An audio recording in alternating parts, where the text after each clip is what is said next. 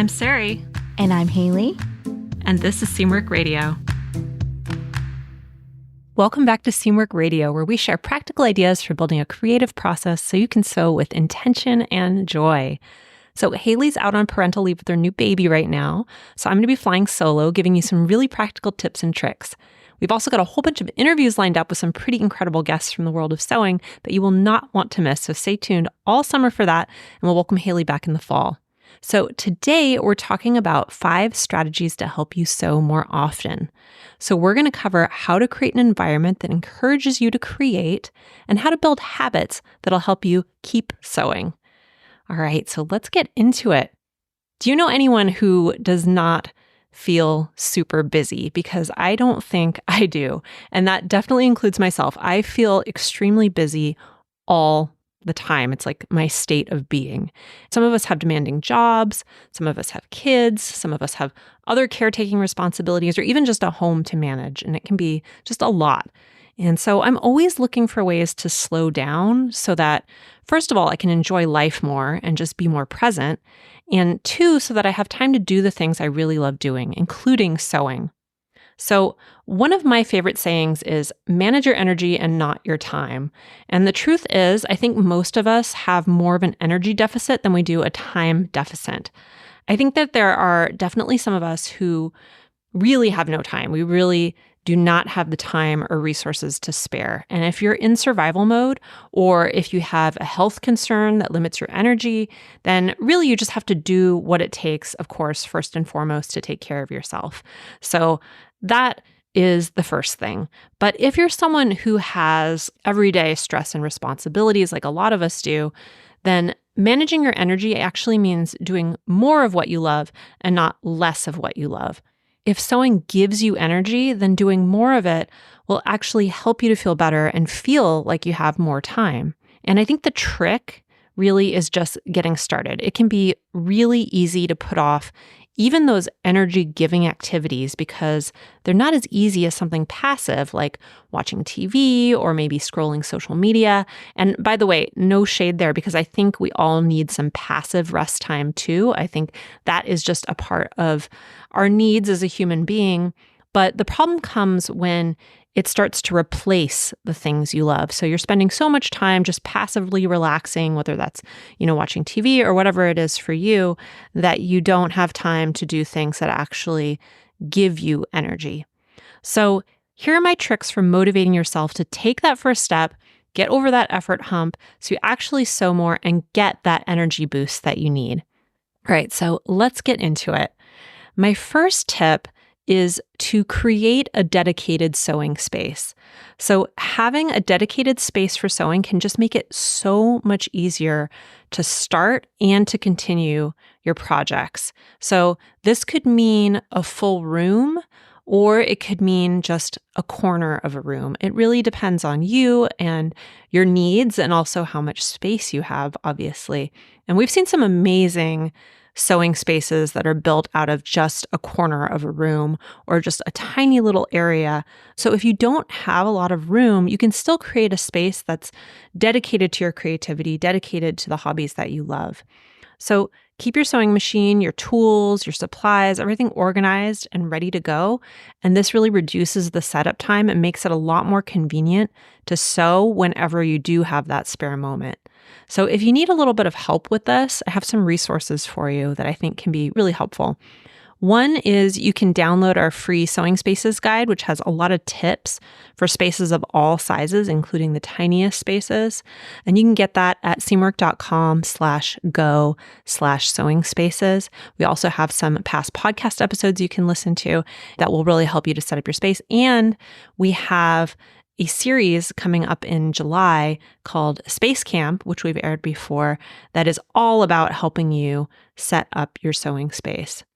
That's all free for you from Seamwork. And then another resource I wanted to share is a book. I got this book from the library a while back, and I thought it was really cool. So I thought I'd share it with you guys. It's called My Creative Space: How to Design Your Home to Stimulate Ideas and Spark Innovation by Donald M. Ratner. So the title is My Creative Space by Donald M. Ratner.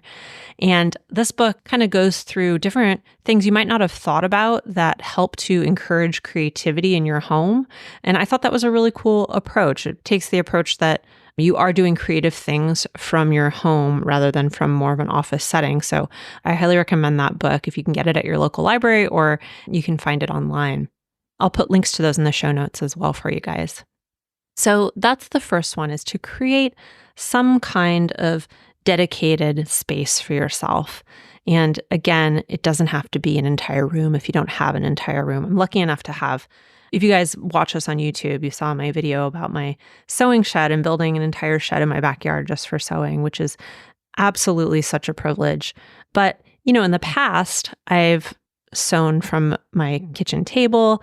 In my first house in Portland, which is when I started the company, I just had a tiny portion of my kitchen. It was basically like a little sunroom off the kitchen. Then it only fit really my cutting table and then an IKEA bookshelf for my fabric. And that was really all that fit in there. And that was where I did all my sewing.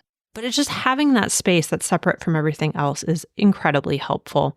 And it really is very motivating for a lot of us. So the second tip is to schedule your sewing time and to embrace shorter sewing sessions. So the idea here is to treat sewing like any other important activity by scheduling dedicated time for it in your calendar. So this could be 15 minutes every evening, or it could be an hour on the weekends. It's really about what works for you.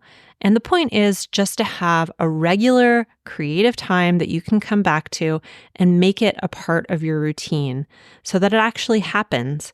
And you can use these short bursts to tackle small tasks like sewing or pinning a seam. And these little mini sessions can really just add up very quickly and help you to maintain momentum. And I think that is something that we sometimes overlook, is the importance of maintaining momentum. I know I feel that way with my sewing. I especially feel that way with my knitting. If I put down a knitting project, it is so hard for me to pick it back up again.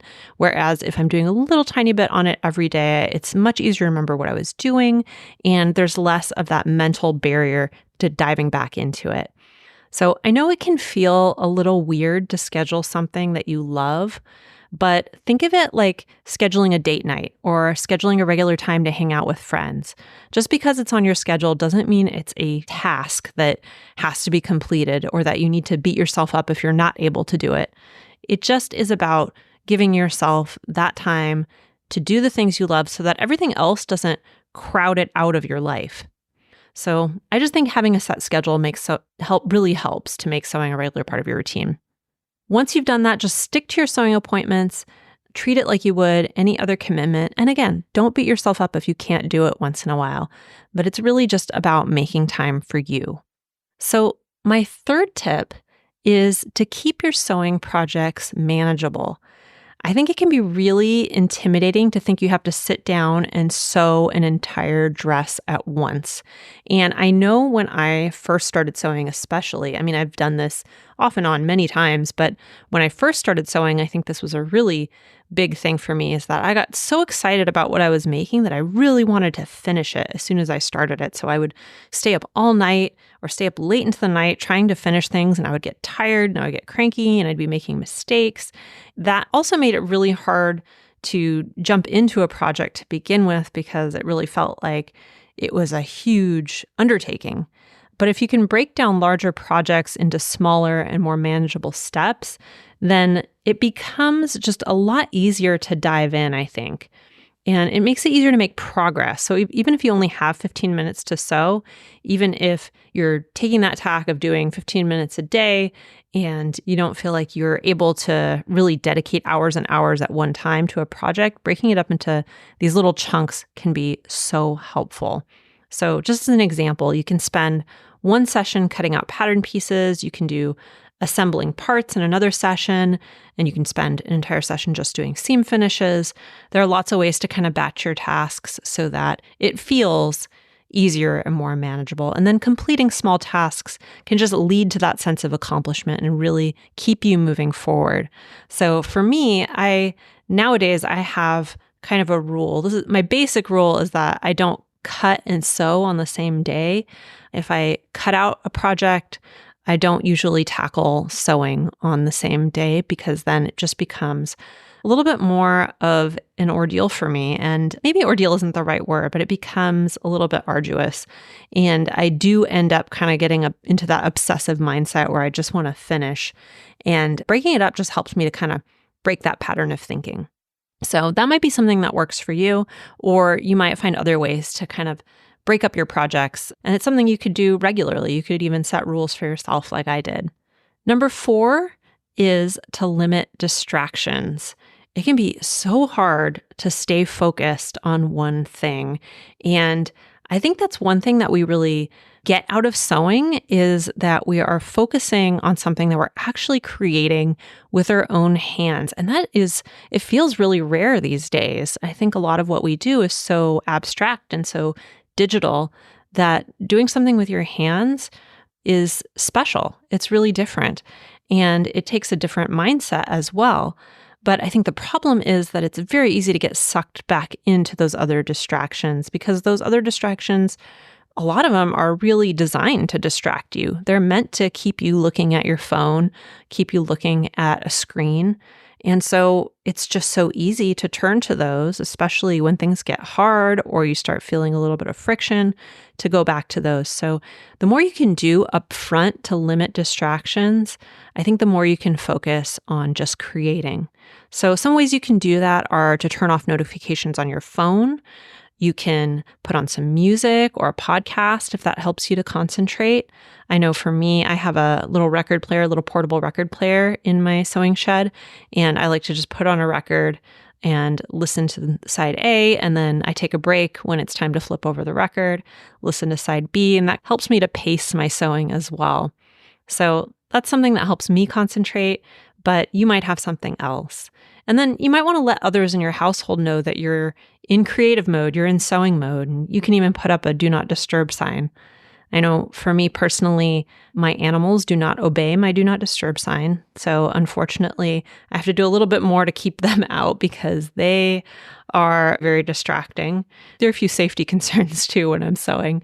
So that's what I personally need to do. But sometimes we need to just take some time away from our families or establish that zone of silence or that zone of concentration in order to be creative. So that can really just help you to get in the flow. And I think even those little rituals that create that place of focus and that place of creativity can just put you in the right mindset to enjoy your sewing a lot more. It just feels a little bit more sacred, a little bit more of something you're doing for yourself versus another task. And then number 5, this is my 5th tip that I think can really help, which is to set specific sewing goals. So setting achievable goals can really help you to stay motivated. I know not everybody really feels like this is something that resonates with them.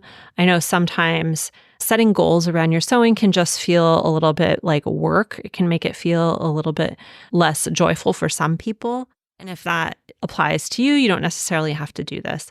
But I personally enjoy setting goals for myself and using my sewing time to work towards something maybe a little bit bigger or to build skills that I haven't built before or to try something new.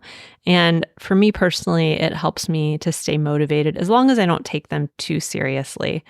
And it might be something where there are periods in your life where setting goals for yourself just feels really overwhelming, maybe because you have a lot of other stuff going on or a lot of other goals you're trying to achieve.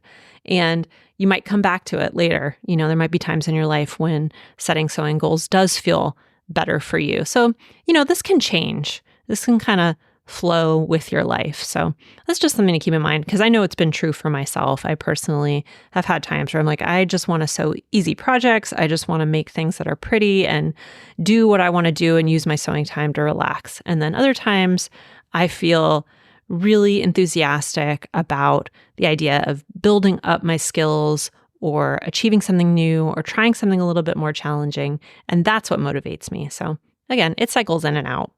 And goals can be project-based or they can be skill-based. So it could be about mastering a new sewing technique, for example. So it could be a big skill, a really big goal, or it could be something really, really small. And I just think having a clear objective will really help you to have a direction so you aren't just feeling like you're spinning your wheels. And it can also mean that you give yourself a little reward when you finish them.